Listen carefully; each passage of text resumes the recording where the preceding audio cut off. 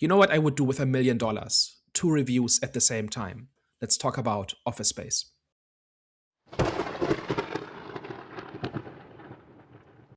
Hello, everyone. Welcome back. We are back, the Eye of the Storm podcast. So today we're going to be doing Have You Seen? Daniel, may you please introduce our series? So this is Have You Seen, in which we talk about a movie that some of us know well and others have just seen for the first time. This week we are talking about Office Space, which is a 1999 office comedy satire movie, which I've seen a bunch of times and you two have just now seen for the first time. The movie is about three people who work for a tech company in the late 90s. They become increasingly frustrated with the corporate nonsense of their jobs, and they hatch a scheme to steal a bunch of money from their company before they get laid off. When that gets out of hand, they scramble to fix the issue so that they don't get caught. And then the story unfolds from there. So what did you guys think of Office Space? I really enjoyed this one. I didn't see the trailer, so I went in it blind. But I don't know why. I was just surprised while I was watching it because it didn't really seem like my type of movie. Not even from when it first started, which is weird. It just, I could tell, like from the first 20 seconds, I can tell something's going to be like for me or not for me. And for some reason, I just thought this wasn't going to be for me. And as soon as it started and the guy started playing the music, the hip hop, hardcore music, and like when it started, I said, okay, you know what? There's a bit of spice to this. I will actually, give it a chance. So I was watching it more and I said, you know what? I really enjoyed this one. It's just the way that they conveyed relatability is something which, in a very comedic way, it was class. Yeah, but overall, I had a really good time with this one. Hervé, what's your takeaway? Office Space. It was, for me, it was amusing, but not funny, I would say. Like, it wasn't like dying of laughter. Actually, funny enough, the best parts of the movie, or the funniest parts of the movie for me, were the opening scene, kind of when he's in traffic. Like Jonathan mentioned about relatability, that was highly relatable, about kind of switching lanes and being stuck in the wrong lane and then the other lane moving faster. That's happened so many times. Actually, that probably was like the funniest part for me. The rest of it was like, quite amusing, but, not super funny. But overall, I actually quite like the vibe of this. It felt nostalgic of that type of era of movies when I think of like things like Harold and Kumar Go to White Castle and stuff like that, or Pineapple Express, or whatever, where it's just a really dumb premise. It's just like a small group of like guys that you're following, and it's just like some type of like wacky story and wacky adventure that's just kind of meant to be like quite lighthearted and fun, and not take up too much of your time. It's like this movie's like an hour and a half, so you're meant to kind of get in there, have a bit of fun with it, and kind of get out. Funny enough, actually, one of the things that kind of stuck out to me quite early on in this was that this was very much pre 9/11 because of they had like the Middle Eastern guy as part of the group, and I was like, would never happen post 9/11 just because of like the political climate at the time. So I don't know why like that really kind of stuck out to me without kind of turning this too political. Yeah, like I think the kind of like the big thing about this is how relatable it was and how you could probably like remake this to a certain extent in today's age, and you'd still have a lot of like similar jokes or similar setups and similar kind of dynamics between sort of people in the work setting, and it would still feel relevant today. So I think that's kind of one thing that makes the movie age well. It's just how we still all hate our jobs in 2026. If you're my employer listening, I don't hate my job. I love my job.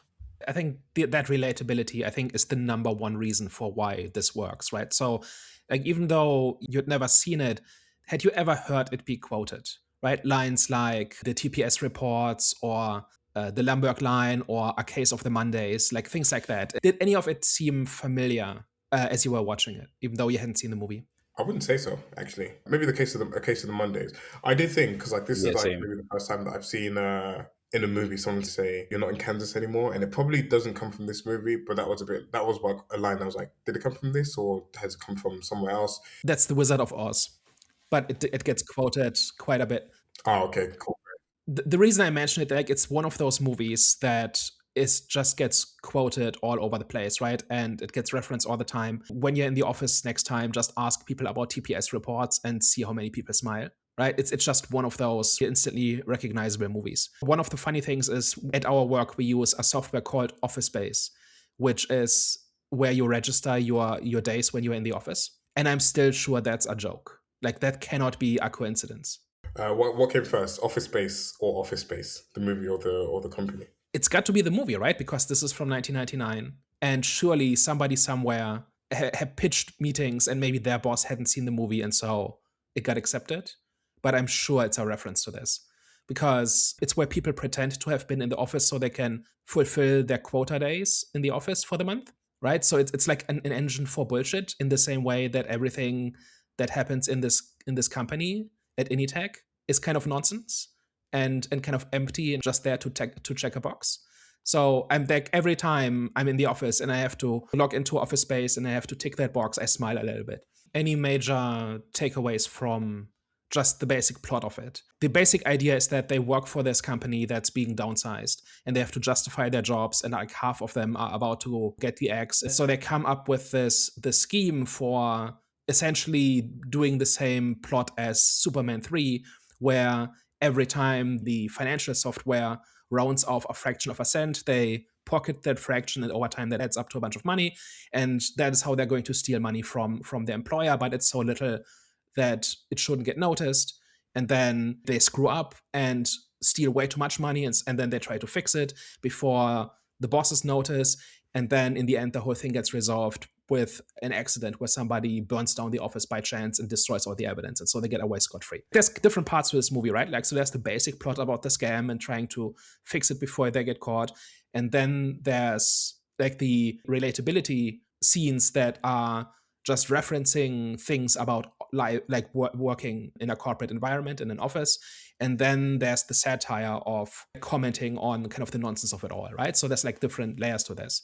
So just focusing on the plot for the moment. Any thoughts on that? I was actually going to say, to kind of take it a step before that, I actually quite like the hypnosis aspect of it as well, in terms of how it shifted this character. Because like when I was watching it up until that point, I was a bit like, okay, cool, like this is like interesting, but kind of where are we going with it, and what's like the actual like where's the change coming, or what's like the hook? And actually that, and like his whole shift in sort of his personality and sort of how we kind of started interacting with everyone, I thought was like quite fascinating. But one question I had on that was, it's almost like towards the end of the movie, it kind of started to like snap out of it, or he wasn't as strongly under the hypnosis anymore by the end of the movie. I can't remember whether something triggered that. I know it was like the idea of like Lumber having slept with his girlfriend or something along the lines that kind of made him start having nightmares. But was there something that properly took him out of the hypnosis? I can't remember if there was. I think he was still in it because there was. I remember what he was like before, and obviously after that Lombok dream, he was pretty much still in control. Because before, I think one of the main things, like pickups when it comes to his character, was he was more of a worker rather than someone that's in control of his own life. But after that dream, he was still kind of like in control. Because I think if he was out of the hypnosis, he probably would have gone back to being fragile and just out of control of things in general. So I think he was still under the hypnosis, but it was just him in a different environment. Because obviously the environment that he was before was pretty much laid back, do what I want. But now he was in an environment where it's like, okay, I'm in trouble. I need to find my way to get out of it. So I just think it was just a different environment type of thing. No, okay, fair.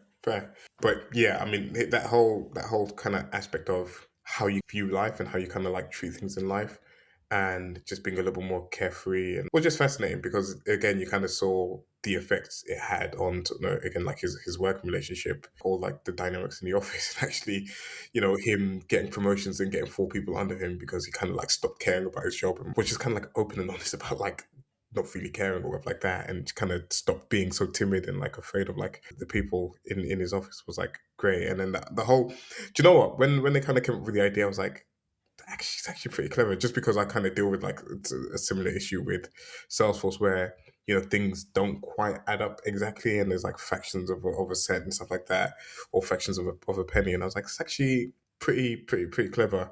It didn't feel like there was, I don't know, I say enough jeopardy in it. I would say it was, for me, it kind of felt like things were just happening and things were just kind of like progressing, and it was like, oh, like now we're doing this and whatever, and we're gonna like take all this money, and then it goes wrong, but then everything's fine in the end or whatever. And I don't know, it didn't really feel like there was like just like that great a stake, or and it's not meant to be like a great stakes in this or whatever, but it just kind of felt like I was just kind of following things along as opposed to like really being engrossed in the story. It's not really a heist movie, right? Like them stealing this money from the company is not really the point. It's more, it's like a chance for them to break out of the rat race, right? It's a way for them to escape this trap of this daily nonsense that they're subjecting themselves to because they need the paycheck, right? And this is their big opportunity to break out of that.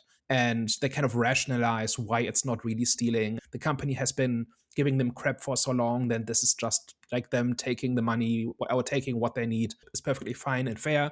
And then Joanna kind of just pulls the rug out from under that and just outright says, "This is just stealing. Like, just at least be honest about it, right?" Yeah, I think you're right in that, and I think I don't know whether the purpose of the whole movie is just for the audience or the viewers to get a sense of like reality check about like actual like working life, because again it kind of mentioned at the end of the movie that like everyone hates their job, really and truthfully. You just kind of have to find something that you can like tolerate enough. I don't know, and that's probably why I didn't really feel like there was like much to kind of grab apart from just like observing and then like enjoying kind of like what's kind of going on, because it's almost meant to be like a reflection of like real life. It's meant to be like, imagine like, you were in this situation. Imagine you had like this much balls to kind of do what you want and be a little bit more daring and this and the other and whatever. And I feel like I've got like a weird relationship with this movie in the sense that it's enjoyable, but I don't really feel like I was like really grabbed or engaged by the story. I think there's a few different things to it. One of them is it's this fantasy of if you had this big payday and then you could just walk away from all of it, and at the same time stick it to the company, right? That's been kind of running your life for however many years and will govern every waking minute for the bulk of your adult life until you get to retire and that sort of thing. But then it's kind of saying this is kind of what it would take. It's not simply kind of the big payday. It's you actually have to go through the scheme, and that's the risk. And when they screw up, they kind of panic very quickly and kind of realize that they actually do care about their life as it is, because once they are at risk of actually losing it, because there's a very real chance that they might be caught, they snap back to reality very quickly and kind of just try to make it go away, right? Like they're not trying to take the money and run exactly, but they are trying to go back to normal in a way, right? So just so everything stays the way it has been. And in addition, when they even think about what they would do with the money, they have no real idea. Peter is probably the closest, where he says, I would just sit here and do nothing. But that's not a plan, right? Like that's more of a fantasy. Like, I've been in a kind of situation where, I don't know, like it's been a busy day at work, and then I just want to do nothing. And then when 5 o'clock runs around, at 5:15 I'm bored and I want to do something. You know what I mean? Like this idea of not doing anything is a fantasy that comes from, having to do stuff you don't want to do. And that is nonsense, and that makes no sense, and that is not fulfilling. But once you're actually there, it gets boring very quickly. And I think it is part of this that Peter's dream is kind of hollow. And that's kind of the point, that he doesn't have ambition. But even with no limitations, with no constraints, just in a fantasy realm, he still can't think of anything better to do. I was going to say, because that part of the movie, and maybe it is kind of tying to having nothing to do, isn't all it's made up to be, because like once he kind of goes under the hypnosis, he goes on the date with Joanna. He kind of talks about like not going back to work and like just quitting and like who cares, he's never going to go back to work. But then he turns up to work still on like all the other days whilst he's still under this hypnosis. So that part didn't quite make sense, because it then didn't kind of explore the whole idea of like doing nothing at all, to be fair. And I think they could have maybe looked into that a little bit. I think you're right in terms of how it portrays like trying to leave the rat race, especially with, I can't remember the guy, but the guy that gets hit by the truck. That was probably like one of the second best moments in the movie was everyone that was like turning up to his barbecue and like congratulating him and like being jealous of him because he'd been hit by a truck. And it was like, this is the best case possible, is that, to kind of escape the rat race and like earn $1 million. I thought that like the humor in that was actually quite good as well. A large chunk of the movie is related to fixing the mistake, right? Where Michael kind of screwed up the code and now it's stealing way too much money all at once, so they're about to get caught and they have to destroy the evidence and put the money back essentially before they get caught. And then the stapler guy just burns down the office. The entire evidence is destroyed, and then Peter just goes work as a construction worker and is just perfectly content, and he's happy, and he's working with his hands and all of that. Any thoughts on how that all turned out, what it means in the movie, whether it worked? I just took that as, him appreciating, that he's been given another chance and kind of like not taking things for granted. Because a lot of the times you do take things for granted when you don't really appreciate what you have. And then when you're in like, in some deep trouble, and when you actually get out of it, then you're just, like I said, more appreciative in the smallest things which you would consider as like the annoying things or the things that just cause you depression. And now one of the things that you'll kind of like latch onto and be like, you know what, I appreciate this moment. He's given a chance to go back to an office job, right? Yeah. I think it's Samir, his new company is hiring, and so Peter could get a job there if he wanted to, and he turns it down because he would much rather work with his hands. I kind of feel like that kind of contradicts most of the messaging that was like in the movie, anyways. Or I don't know, because on the other hand, you have like Joanne, who's just kind of working a regular job in a restaurant, and she's kind of still in the same situation where she's like getting hassled and harassed by her boss over how much flair she has on her shift. And it kind of shows that whether you're in this corporate setting or whether you're just like working in a restaurant, there's kind of like shitty bosses everywhere. So this whole thing of like him being content working on a construction site, kind of doing something that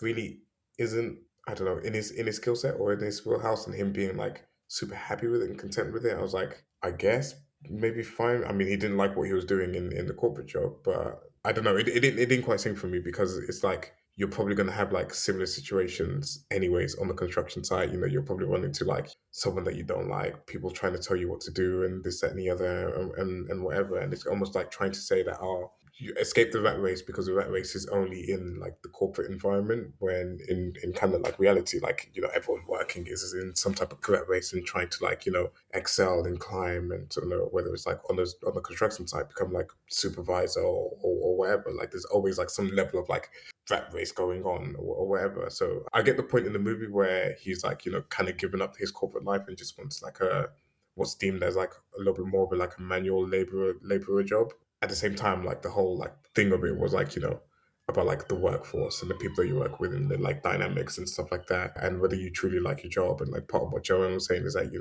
no one ever really truly likes their job, and there's people that probably hate construction as well, like, but just do it to kind of make ends meet. So I get it, but I was like, okay, cool, whatever. I think it ties into this idea that the corporate job is bullshit work and construction work is real work, because you're doing something and you're creating something and you're doing something practical that has a result at the end. Whereas nothing that Peter or Samir or Michael do like feels meaningful in any way. Like they can't look at the end of the month, they can't look back and say, okay, this is what I created. Although they kind of do, right? Like Peter's job is fixing the Y2K bug, which was a real thing, and a lot of work went into fixing it. And if it hadn't been fixed, a lot of damage would have been done. So this idea that his job doesn't have purpose or doesn't accomplish anything is just not correct.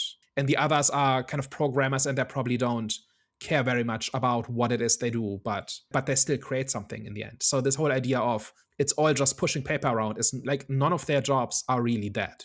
No, exactly. You're right in that. And at first, when you kind of brought it up, I thought you were going to defend it and say like, the job that they do isn't really meaningful. But actually, like, I think we're on the same page with it, where you kind of recognize that they are doing stuff, they are creating or whatever. What's funny is most of the people that weren't doing anything, and like, or like in this movie, not kind of shown to be doing anything, is like the middle managers. And again, kind of another like good moment was when he's being interviewed, and he says he has like 8 different managers, and like they all come to tell him that he's done something wrong anytime he's done something wrong. And it's just like it's just what easily can happen in these large companies where you kind of just have to give promotions to people for the sake, to keep kind of people happy, keep people on board, and keep people employed or whatever. So then you end up in this situation with like a fat middle management that are kind of just giving titles and not really doing too much. And there's also the guy who has an actual bullshit job, right? Because his only job is bringing customer feedback to the engineers because he insists the engineers are not good with people, and so he has to be the intermediary. But when the Bobs kind of grill him a little bit on it, he like it's very apparent that he adds no value. He really is the one who just moves paper around. So there are bullshit jobs in this, but like the main 3 characters, like that doesn't really fit their description. And like you said, the problem is the people, right? Like all the bullshit that they create is not really related to the job, right? Like the micromanaging bosses, or that person who keeps talking about the case of the Mondays, right? Like we've all met people a little bit like this, right? Who are excessively happy to be there and thrilled about everything, and they always kind of chime in with something peppy, right, when there's not much going on, right? So like all the nonsense, all the noise, all of that, and also in tchotchkes, right, the whole thing about the flair, completely unnecessary. Just tell people how many pieces of flair to wear, and that's the end of the conversation. But this boss, like Joanna's boss, there's like at least 2 if not 3 scenes where he just keeps trying to talk her into wearing more pieces of flair. And the whole thing is just about, you don't want to be the person who just does the bare minimum, but she clearly doesn't care, and nobody should care because it's all complete nonsense. But it has nothing to do with serving food, right? Like it's completely layered on top, and it has nothing to do with anything. It's just pure corporate culture where people have to fill time with these kinds of appearances, right? And that is where the bullshit comes from in this. Like, it's not really the work. Like, Initech probably puts out like, we don't even know what they make exactly, but it's probably a useful piece of software or something like that, right? But like the nonsense comes from how people organize kind of the workplace. And I think that is kind of where the really relatable stuff comes in, where I kind of made a list here of all the things that as I was watching it, I was just nodding along. Yep, that rings true. That checks out. That's how it is. And that list gets longer every time I watch it, because in between I have an extra year or 2 of work experience. So one example of this is the TPS reports. He made a mistake once, and now all of his 8 bosses remind him every time a TPS report is due. And he really needs to put that cover sheet on it because he forgot once. And I actually have something where I forgot to do something once, and I'm still being reminded about it a year later. Even though, like, I do it several times a month, and I missed it once, and I'm not even completely convinced that it actually was my mistake that time, but it happened, right? And instead of just reminding me once and then seeing that from that point on I was doing it correctly, I'm being reminded every time, right? So this whole thing about the TPS reports and the cover sheets, that is how that works. Because once you get a reputation in a corporate environment, you can never shake it, right? And if your reputation is that you are the guy who forgets the cover sheets, you get reminded about the cover sheets every time. I've never had that, but one actually, it was actually hilarious. Again, I said that to stop the movie wasn't funny, but I keep thinking of things that were like just like funny in this. And one thing is that was relatable is the receptionist lady that was like saying, "Hi, welcome to in the text," something like that. Can you hang on a moment? And she kept on repeating it, and you could even hear it in the background of like different scenes. You could just hear her faintly in the background. That was excellently done throughout the movie, because I think it's kept popping up as well. If I remember correctly, it kept popping up in like scenes, like anytime you're in the office environment, it's just like this faint thing in the background that's just like haunting. And like, yeah, I've been in situations where like people either like talk too loudly when they're on the phone, or like you're just like hearing the same thing over and over, and it's almost like you know their script, you know exactly what they're going to say because you've heard it a million times, and it's just like ringing off in your head. That excellently done in the movie. Yeah, and that's her entire day, right? Just telling people to please hold. That's what she does for 8 hours a day. I didn't even like that's actually another layer on top of the joke, actually. Yeah, and then I've got another thing on the list here, entitled managers, right? So there's this giant banner that says, "Is this good for the company?" It's during kind of some kind of meeting where there's some update on something, and there's just a giant banner that just says that, like, as if that would motivate anybody, right? So, and I think that is kind of one of those things where people are just out of touch with just basic humanity, right? Where they have no idea what motivates people or what people care about, so they create this nonsense, right? Like, what employee has ever thought, okay, how can I help the company today? No, it's I'd like to do a good job, and I'd like the satisfaction of doing a good job, and I want to get along with my coworkers, and I want to get paid at the end of the month, and that's kind of why I'm here. But you have to pretend that you care about the company and the mission statement and all of that, right? So this is again something that is completely superfluous and just introduces nonsense into people's lives, but also doesn't accomplish anything. It was somebody's job to make this banner, and they spent a week in committees designing it, choosing fonts and whatever, and now it has to be put up every time there's like a meeting like this. I was gonna mention a name, but let me know. Yeah, don't do it. You can bleep it out. Like, if you work in a corporate environment long enough, you get these kinds of things, right? Where people are a little bit too in love with the company, as opposed to realizing we're here to do a job. And like, it just starts with job interviews, right? Where you're supposed to lie to the interviewer about why you are really passionate about getting this job. No, it's like I like getting paid, and I think I can do the job and do it well, and in exchange for money, and that's why I'm here. That's why I'm applying. But you're supposed to come up with some kind of story about how you've never been more passionate about this product or service. right? So I think that's really at the core of this, right? This facade or this charade that comes with that kind of culture. I think next time I'm on the job market, maybe for an application I care a little bit less about. I kind of want to just try that and be like, I just want to be paid at the end of the month and just kind of see what the reaction is to that. Yeah, it's like that meme, right? I'm really passionate about affording rent and food, right? That's why I think I should get this job. Like that's the honest answer to that question, right? Literally. Well, mine's updated. I would really like to feed my son, please. No, but like why lie, right? Like why can you not just say, hey, you need this job done, and I think I can do it, and let's talk, right? Like why can you not be honest about this, right? But nobody would ever risk it because you would be out immediately if you tried. Then we have other things like just things that just ring true, like the thing about the red stapler, where people just really care about small things. I just went through like a 2-month process of getting a plant in our office. That was a huge thing, and it's just so small. It should not have taken more than 2 minutes. Wait, why didn't you just bring the plant into the office? I did, because after 2 months, nothing had happened. Why did you ask in the first place? I would have just put the plant in. Well, so it's a new office, and they were buying like hundreds and hundreds of plants, and I just asked, "Hey, can we get one?" And then the answer was, "Yeah, sure. Just let me get back to you." And then 2 months later, nothing had happened, and so I got a plant, like a small plant, like a really cheap one, right? But like the thing is, I was spending time out of my day thinking about this and trying to make this work, and chasing people about it, and thinking about how often should I be chasing before that's a negative, and so on, right? But it's so small. And it's other things too, like what kind of chair you get. If you're in an office long enough, you see people swapping out chairs while somebody else is at lunch because somebody else has a nicer chair with a nicer back support. It's just one of those things, right? Where if you spend like 8-9 hours a day in this place, you start caring about really small things. And here we've got the guy really caring about his red stapler. And when it gets taken away, it's a problem. Like that's red stapler is his world. And then it is pretty much the only thing of Initex that survives in the end. When the place burns down and they pull the red stapler out of the ashes, like that thing made it all the way to the end. I feel bad for that guy, man.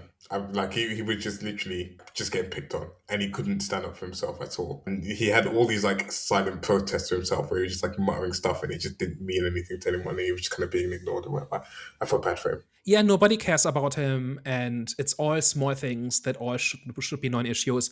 Like the number of walls he gets I think is an issue at one point.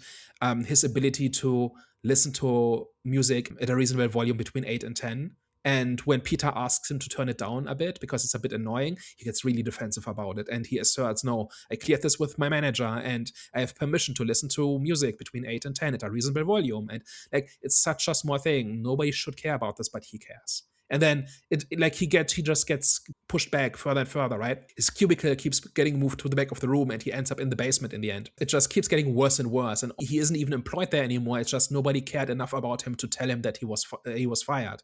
And nobody noticed that for years his salary was still being paid because of a glitch. So he just kept showing up, doing nothing, and collecting a paycheck and being ignored and being like disrespected by everybody.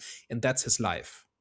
But what's funny about his character is when people say stuff like you need to speak up for yourself, he literally needs to speak up for himself, like, because first you couldn't even hear him, number one. And secondly, obviously you saw the outcome of what happens when you don't speak up for yourself. So I think his character was pretty smart, the way that he just conveyed that message. Yeah, but it's probably after years of being ignored. Like at some point you stop having the confidence that you will be heard if nobody ever does. This whole movie, I feel like you could redo and retell in modern day, but like his character would be the ultimate person that goes out for a meal, like they get his order wrong, they spill his drink or whatever, and he's like, oh no, it's fine, and then they go online and like write the angriest review about the place or whatever like that. So like one of those people that just like don't stand up for themselves in person, but then would, because I think he almost like threatened it towards the end as well when he's like on the resort. He's like, oh, I could like shut this place down or whatever. He's like, just like one bad review or whatever.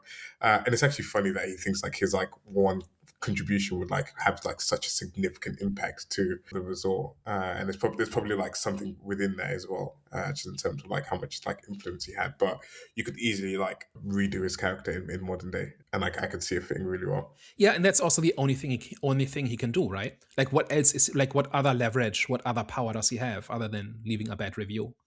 And then like the ultimate insult is when it's somebody's birthday, which is already nonsense, right? Like grown adults caring about like a birthday party and cake and whatever. Funnily enough, like years ago, like pre-COVID, this was a huge deal. You were constantly signing birthday cards for people you had never talked to, and you vaguely knew who they were, but you had never talked to them. But you were supposed to, sign the birthday card, and that kind of went away a few years ago, at least in my experience. So that's kind of the one part that's a little bit out of date, maybe. I don't know if that's the case in every company.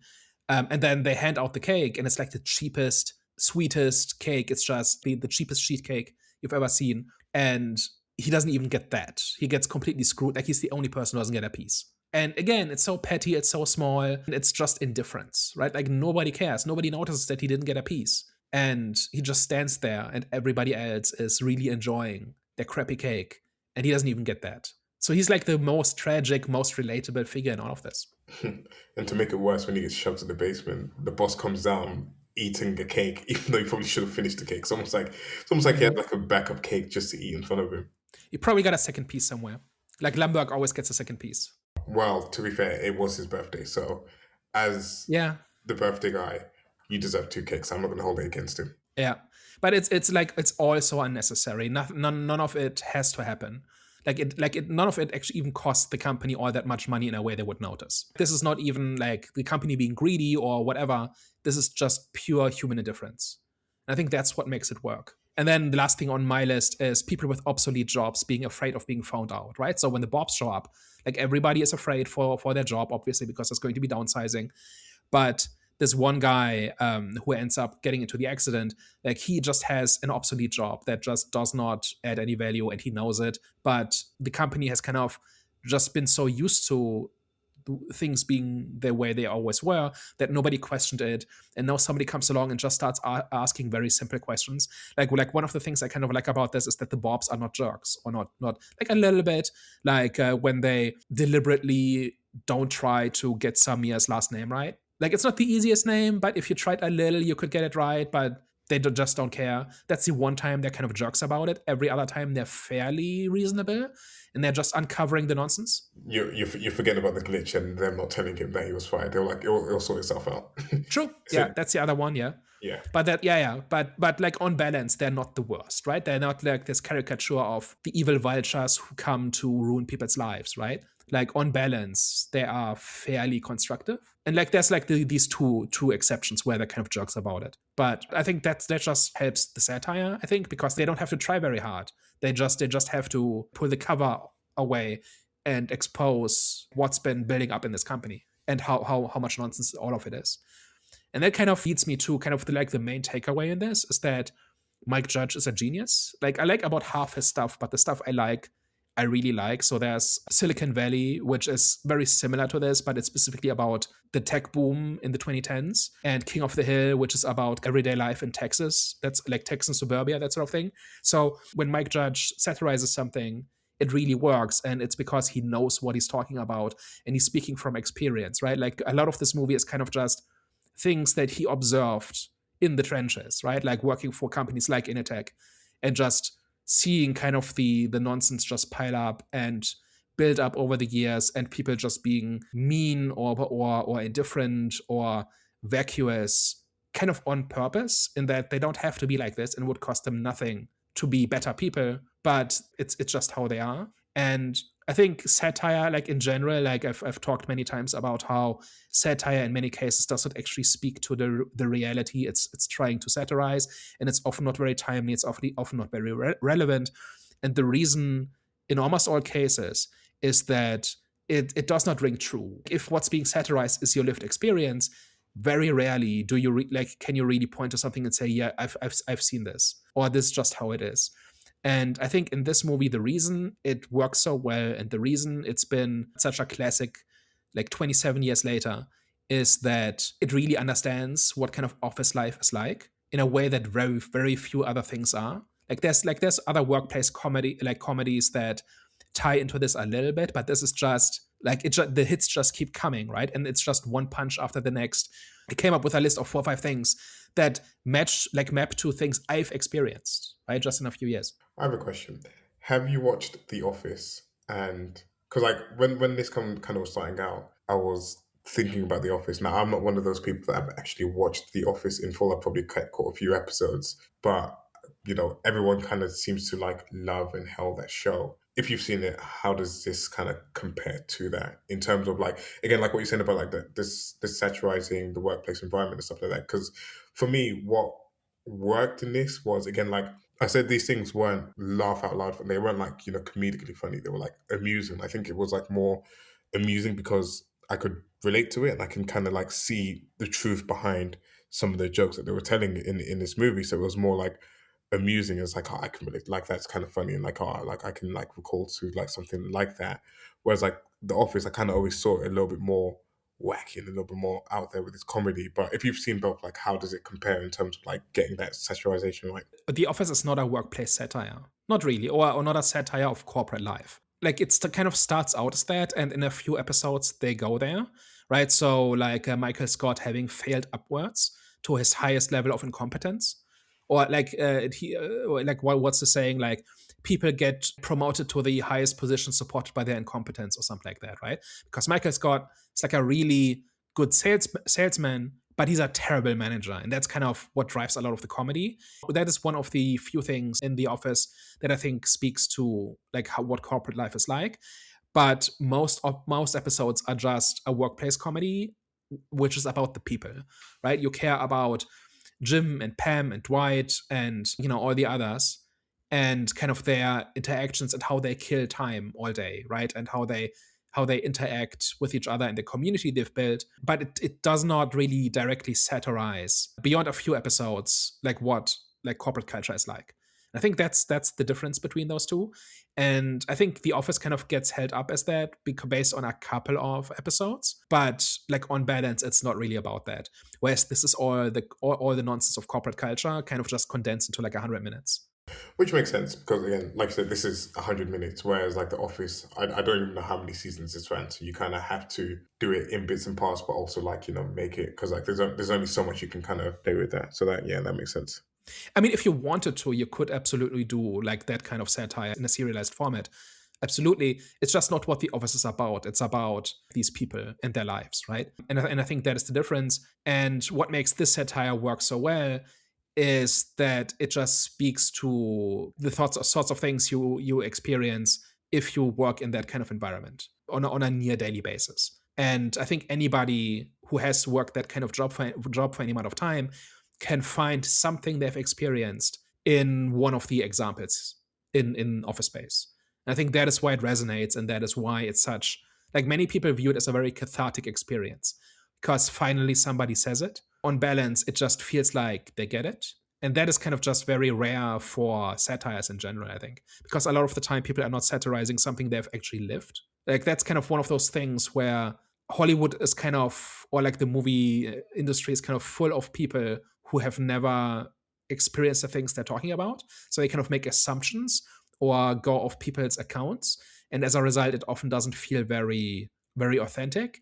And here, Mike Judge is drawing from personal experience, and that is why it works.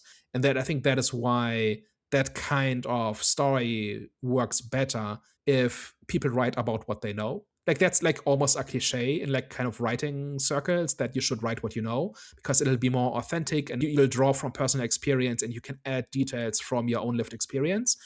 And this is exactly what happens here, right? Like a lot of this stuff doesn't necessarily need to be there, but it's more like a parade of moments that kind of just happen when you spend the bulk of your waking hours in that kind of environment. I wonder if it resonated more in the time it came out as well, just because, like I said, it's like something that probably was like felt and maybe like known amongst you, like in like the people that you interacted with, but it kind of came out in a time that was like completely different. Like now, you go on TikTok and like there's 101 people talking about why they love the job or why they hate the job or why this is good or why that's good or like just like the data experience is like an abundance of lived experiences, whereas like back in the day it was like you're more connected to the people that you know or the people in your town and stuff like that, so it's kind of see it more on like a wider scale. And like even things like job hopping probably wasn't as big back then. It was like you kind of get a corporate job, you stay there for like however many years and you kind of wait for your promotions and stuff like that, where in today's day and age there's like a little bit more this feeling of like job hopping and stuff like that and whatever. So I could imagine like seeing this for the first time and being like, oh, like, you know, this is not just my company. This is kind of happening everywhere, or like in multiple places, or like, you know, other people kind of feel like how I feel as well and stuff like that. I can imagine like it was probably funny and like maybe like validating a little bit for some like some people at the time. I think some of it is kind of a product of its time. And so when this first came out, it was basically a flop. So this had a $10 million budget and made 12 at the box office. So this is not like this took the world by storm.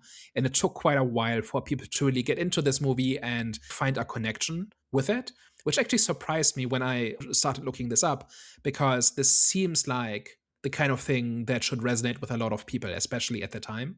A lot of it is a product of its time, right? Just how like the technology and computers in 1999 were a new thing. Like the characters here are programmers, but working with computers was a little bit of a novelty in 1999, right? But then there are other things that are completely universal, like struggling with the company, with the office printer, right? Where Michael just has this ongoing feud with the printer that culminates in them destroying it, just as an act of revenge and venting. And you know, that kind of still resonates, where you have to use a piece of technology that doesn't quite work right, or nobody quite knows how to operate it, and so you have to just deal with it. So I think there are pieces here that have kind of stayed relevant, and there's other pieces kind of have faded away a little bit. In the last few years, I've seen some comments about how, oh no, a steady job where you go to work every day and you get paid and you don't have to do very much, how awful. And I think there's something true to that, but I think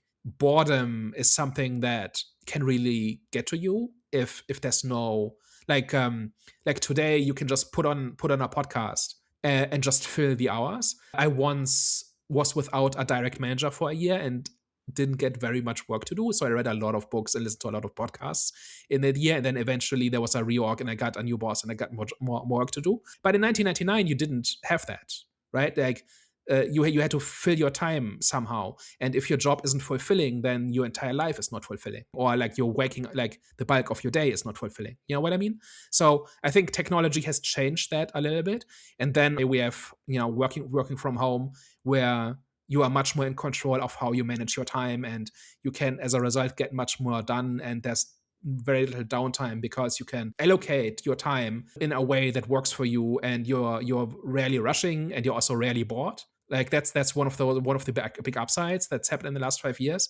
So I think it taps into like a universal of like corporate culture is different, but not that different compared to 26 years ago. But at the same time, a lot of the details have changed about how we relate to work, and about how we organize our lives, and how we fill our time, and how we spend our attention. And I actually kind of want somebody to do a remake or a sequel, like something that kind of takes the same basic idea but applies it to 2026, and just has how does like the spirit of Office Space play out in a time of like hybrid working, where not everybody's in the office a lot of the time. It creates its own kind of nonsense and arbitrariness, but it also solves things that were really getting to people in this movie, because they had no choice, because that's just the environment they lived in. And some of that has changed in the meantime. So I do think there's like room here for a sequel that just updates it like every 10 years or something, and kind of speaks to what work is like now. I can absolutely see the resonance. I can see myself in a lot of these scenes, but also not in others, because things have changed too much. I mean, I'd be down. I'd be down if they decided to like make this, of all like the legacy sequels that they made. I just feel like there's like a lot of things that you can like like you said, that you can like modernize and refresh and like just kind of make relevant to today's day and age. So I'd be so keen for that. One of my big pet peeves is how movies pretend we're still in 2018, right? So not acknowledging the pandemic, not acknowledging work from home, not acknowledging modern technology. I think something that deals with all of that in the same way that this dealt with working a white collar job in 1999 would have real value and would really resonate with people, I think, if it's done well, and if it actually gets what. And maybe Mike Judge would not be the right person to do this, because he's not worked a corporate job in the last 6 years. So it would probably have to be done by somebody else, which is kind of like the irony in all of this, that he probably couldn't do a sequel. It has to be somebody else. I mean, yeah, true, to be fair. But then who?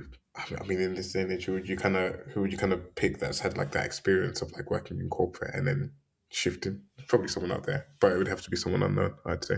It has to be somebody who has worked in a corporate world in the last 5 years. We couldn't name a name because it would not be somebody who has been making movies for the last 5 years, right? So it has to be somebody who has actually lived this experience. And funnily enough, the Australian Office remake is kind of like this. It's a terrible show. It's awful. It's garbage.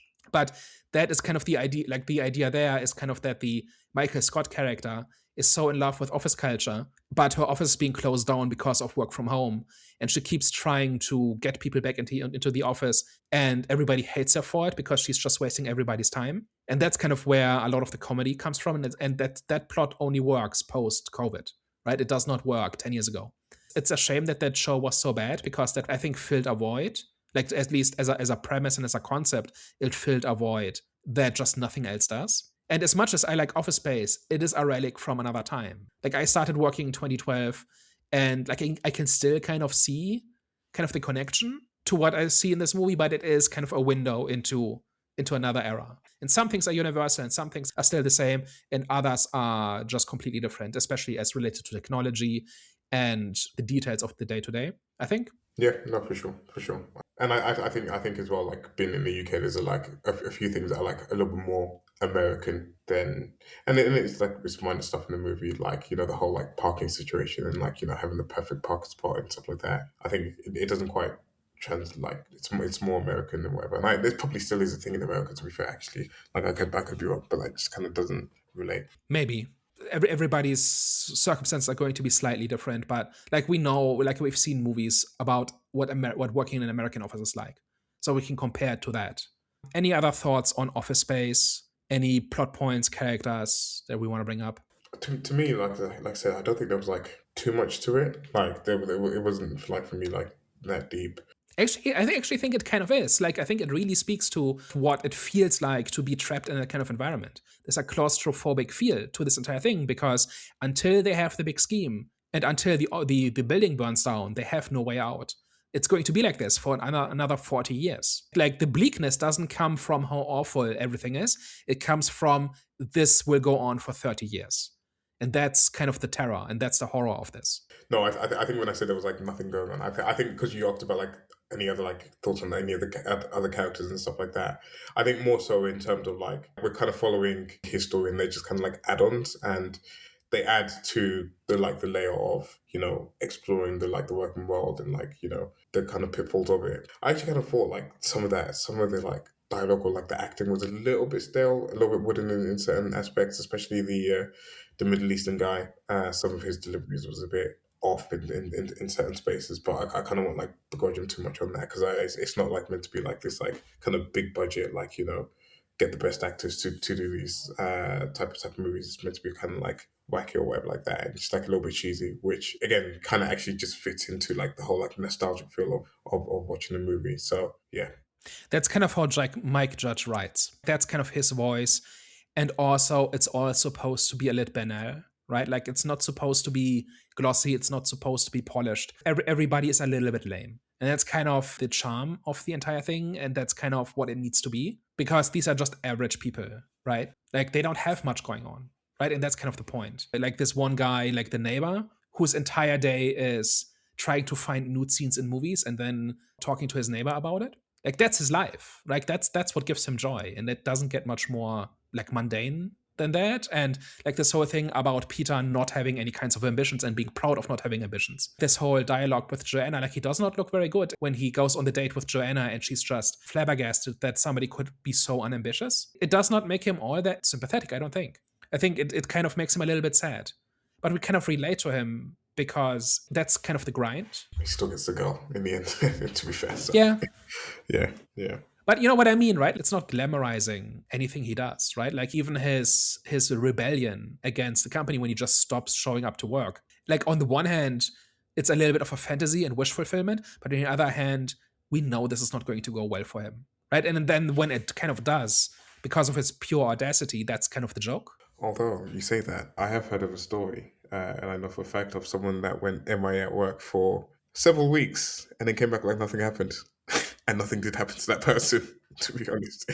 So maybe it does work. They didn't get the promotion and 4 people working underneath them. Right. So, but they still were employed. That's kind of the absurd element, right? But I've heard stories, and I don't know how true this is or if this is just something the internet says, but apparently Japanese companies very rarely will fire people. They will try to embarrass you into not giving you work, and so you quit out of embarrassment and shame. Apparently they've not tried this with a Westerner, because we would say, oh, sweet, we can just browse Reddit and still get paid. I want to actually find out if that's actually how that happens, and if like a non-Japanese person was ever treated this way and it completely blew up in the face of the company because of the cultural clash. That would be the greatest free holiday to Japan ever. Like you literally go see all the sights, go see the what are the trees? I forgot the trees again. The Like the cherry blossoms. cherry blossoms. Yeah. You go see the cherry blossom. Mate, it'd be the greatest holiday ever. Like employ me and shame me out of work. But the downside is you still have to be in the office the entire day. Like you can't actually give them a reason to actually fire you, but you will simply not be assigned any work ever. I actually do think that, like, we joke about this, but actually it would get to you after a while. Like the first week would be awesome, and then you run out of things to read and listen to. It would get to you. Like a lot of what happens in this movie, it's not so much that their work is so terrible.